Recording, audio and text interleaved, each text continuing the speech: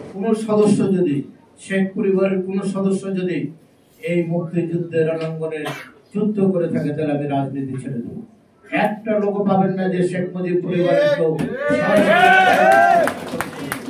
তাদের মুক্তিযুদ্ধের একটি ইতিহাস আছে, সেটি হলো এই বরিশালের আলাল এখানে আছেন বেগম মুজিব আনোয়ার হোসেন মঞ্জুর বাসায়, মানিক মিয়ার বাসায়, ধানমন্ডির বাসায় গেলেন।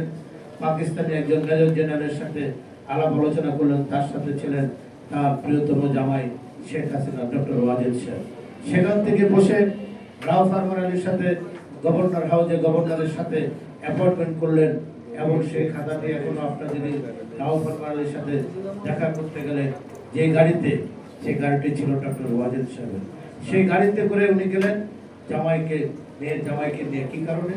ওনার কন্যা বেগম শেখ হাসিনা সন্তান সম্ভাবনা, সে যেন রাষ্ট্রীয় পৃষ্ঠপোষকতা তার নির্বিঘ্নে তার মেয়ে যেন তার সন্তান প্রসব করতে পারে। তারপর রাও ফারমান আলীর নির্দেশে ঢাকা মেডিকেল কলেজের ভিআইপি ক্যাবিনে সেদিনকার আপনার গাইনি ওয়ার্ডের গাইনির প্রধান ছিলেন ডক্টর সুফিয়া বাদু। তার তত্ত্বাবধানে 1971 সালের 27 জুলাই বেগম মুজিব তার পুত্র সন্তান সজীব ওয়াজেদ জন্ম দেন। এই জন্মটি হচ্ছে ওনাদের মুক্তিযুদ্ধের ইতিহাসের বাইরে আর কোনো মুক্তিযুদ্ধ। শেখ হাসিনা পুত্র সন্তান জন্ম দিয়েছেন পাকিস্তানিদের তত্ত্বাবধানে পাখানা দেবে। এটা হলো ওনাদের পরিবারের মুক্তিযুদ্ধের একমাত্র ইতিহাস। তাই আমরা বলতে চাই শেখ মুজিব কি করেছেন। 1975 সালের, আমি সংক্ষেপ করে দেব, 75 সালের 25শে জানুয়ারি শেখ মুজিব সংসদে প্রবেশ করলেন প্রধানমন্ত্রী হিসেবে। 1 ঘন্টা নোটিশে 4th সংশোধনী পাশ করে মুক্তিযুদ্ধের 30 লক্ষ শহীদের সাথে বেইমানি করে একদলীয় বাকশাল কায়েম করে আওয়ামী লীগকে উনি বিলুপ্ত ঘোষণা করে দিয়ে বাকশাল কায়েম করলেন এবং উনি হয়ে গেলেন সার্বভৌম বাংলাদেশের বাদশাহ হয়ে গেলেন, আজীবনের জন্য রাষ্ট্রপতি হয়ে গেলেন। সকল গণতান্ত্রিক বিধি ব্যবস্থা রহিত করলেন, সকল সংবাদপত্র নিষিদ্ধ করে দিলেন। মানুষের মৌলিক অধিকার, গণতান্ত্রিক অধিকার, বাক স্বাধীনতা হরণ করে শেখ মুজিব 40 লক্ষ শহীদের সাথে বেইমানি করলেন। যদি সেদিন এই গণতন্ত্রের জন্য দেশের মানুষ মুক্তিযুদ্ধ করেছে, এটা শেখ মুজিব হত্যা করলেন। সেই কারণে আমি নির্দ্বিধায় বলতে চাই, গণতান্ত্রিক উপায়ে বাংলাদেশের রাষ্ট্রের পরিবর্তনের, সরকার পরিবর্তনের কোন সুযোগ সুবিধা শেখ মুজিব রাখে নাই। বিদায় এই মুক্তিযুদ্ধের যারা অংশগ্রহণকারী সেনাবাহিনী, তারা সেদিন শেখ মুজিবের মৃত্যুটা অনিবার্য ছিল। তাই আমরা বলতে চাই, আজকে অনেকেই এই সেনাবাহিনী নিয়ে কথাবার্তা বলেন। বাংলাদেশের সেনাবাহিনী আর পৃথিবীর অন্য দেশের সেনাবাহিনী এক নয়। বাংলাদেশের সেনাবাহিনী সৃষ্টি হয়েছে মুক্তিযুদ্ধের মধ্য দিয়ে। জিয়াউর রহমান প্রথম বিদ্রোহ করেছেন, সেক্টর কমান্ডার হয়েছেন। আপনারা দেখবেন যতগুলো সেক্টর কমান্ডার তারা পাকিস্তান সেনাবাহিনীর কর্মকর্তা ছিলেন। তারা বিদ্রোহ করে বিভিন্ন সেক্টর কমান্ডার হয়ে জেনারেল ওসমানীর নেতৃত্বে বাংলাদেশে মুক্তিযুদ্ধ করেছেন, বাংলাদেশ স্বাধীন হয়েছে। আমরা তাই বলতে চাই, এই সেনাবাহিনীর বিরুদ্ধে শেখ মুজিব সেনাবাহিনীকে সহ্য করতে পারত না। জিয়াউর রহমান যেহেতু স্বাধীনতার ঘোষণা দিয়েছেন, উনি পূর্ব পাকিস্তানের প্রধানমন্ত্রী হতে পারেন নাই। যদি জিয়াউর রহমান স্বাধীনতার ঘোষণা না দিতেন, তাহলে ভাগ বাটোয়ারা করে উনি পূর্ব পাকিস্তানের প্রধানমন্ত্রী, পশ্চিম পাকিস্তানের প্রধানমন্ত্রী জুলফিকার আলী ভুট্টো আর ইয়াহিয়া খান রাষ্ট্রপতি থেকে যেতেন। সেই কারণে এই সেনাবাহিনীর বিরুদ্ধে আরেকটি বাহিনী তৈরি করেছিলেন, সেটার নাম হল রক্ষী বাহিনী।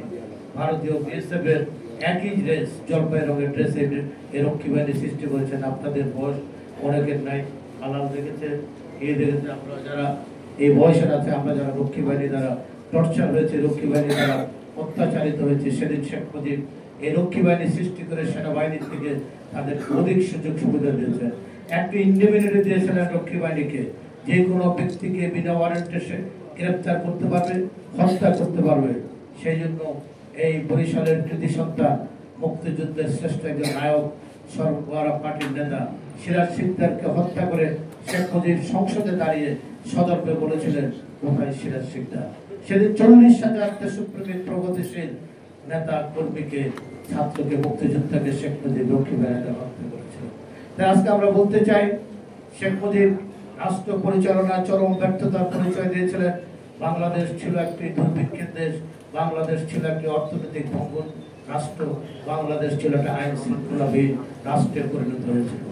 সেই কারণেই রাষ্ট্র পরিচালনা ব্যর্থতা এবং মুক্তিযুদ্ধের সাথে বেমানি করেছিলেন। আমি এখানে আরেকটি কথা বলতে চাই, মুক্তিযুদ্ধের যে সরকার গঠিত হলো 10 এপ্রিল প্রবাসী সরকার গঠন করার উদ্যোগ গ্রহণ করলো জেনারেল ওসমানী সেক্টর কমান্ডারদের নিয়ে মিটিং করে তেলিয়াপাড়া 8 তারিখ।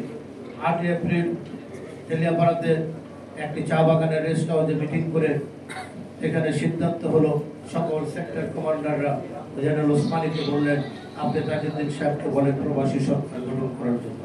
তারপরে 10 তারিখ 10 এপ্রিল প্রবাসী সরকার গঠন করার সেই সিদ্ধান্ত হলো। তারপর 17 এপ্রিল আম্র কাননে তাজউদ্দিন সাহেব প্রধানমন্ত্রী হিসাবে শপথ গ্রহণ করলেন এবং তাজউদ্দিন সাহেব প্রধানমন্ত্রী হিসাবে শপথ গ্রহণ করলেন, খন্দকার মোশতাক পররাষ্ট্রমন্ত্রী হিসাবে শপথ গ্রহণ করলেন এবং শহীদ নজরুল ইসলাম উপরাষ্ট্রপতি হিসাবে শপথ গ্রহণ করলেন, ক্যাপ্টেন মনসুর আলী অর্থমন্ত্রী হিসাবে শপথ গ্রহণ করলেন। তাই আমরা বলতে চাই সেদিন তাজউদ্দিন সাহেব শপথ গ্রহণ করার পর দেশি বিদেশি সাংবাদিকরা তাকে জিজ্ঞাসা করলেন মাননীয় প্রধানমন্ত্রী কিসের উপর ভিত্তি করে আজকে আপনি প্রবাসী সরকার গঠন করলেন, আপনি প্রধানমন্ত্রী হলেন। উনি একটি কথা উত্তর দিয়েছিলেন, কেন আপনারা শোনেন নাই?